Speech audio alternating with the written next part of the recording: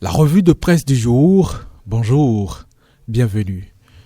Bénin, la loi régissant la CBDH modifiée par les députés, nous informe Bénin Web TV. Une modification effectuée hier par les élus de peuple qui étaient en séance plénière.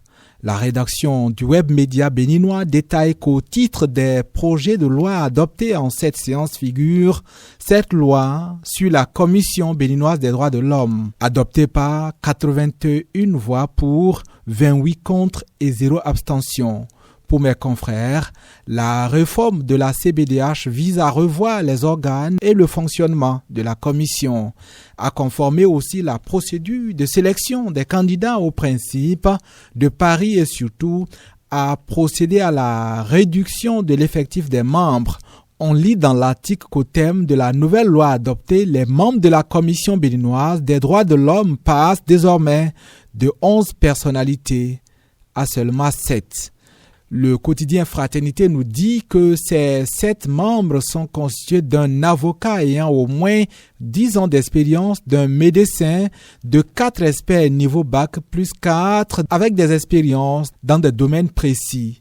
On apprend avec l'auteur de l'article que la loi adoptée précise que le secrétaire général de la Commission béninoise des droits de l'homme prête serment devant le tribunal d'instance du lieu de siège. La réduction du nombre des membres de la commission n'a de visée que l'efficacité et l'efficience de la structure, assure le quotidien du service public. La Nation note que c'est pourquoi les députés, les journalistes et autres acteurs de la société civile ne sont plus représentés au sein de la CBDH, qui se retrouve désormais alors avec un effectif léger et souple. Le matinal, de son côté, nous dévoile le programme de ce jeudi au Parlement. Au menu des activités à l'hémicycle ce jour, le journal nous dit qu'il y aura une question d'actualité concernant l'acquisition de la nationalité béninoise par naturalisation au profit des afro-descendants et 2 questions orales avec débat. Les 2 questions orales avec débat sont relatives à la délocalisation des institutions judiciaires de Porto Novo et l'état de l'hôpital d'instruction des armées de Parakou, écrivent mes confrères, qui s'attendent bien évidemment à ce que les membres du gouvernement répondent à plusieurs préoccupations venant des élus. Le journal Les 4 Vérités nous rapporte de son côté l'hécatombe saoudienne, des morts en grand nombre dans le rang des pèlerins pour cause de vagues de chaleur.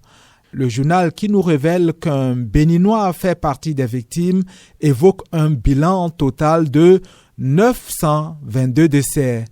Un Hajj édition 2024 endeuillé avec des victimes majoritairement égyptiennes. L'Égypte à elle seule compte 600 morts selon le journal Les 4 Vérités. Les autorités saoudiennes indiquent que les températures qui avaient atteint les 51,8 degrés Celsius sont responsables de l'hécatombe. Des sources hospitalières que citent les 4 Vérités font état de plus de 2000 pèlerins soignés pour stress thermique. La revue de presse, à demain vendredi.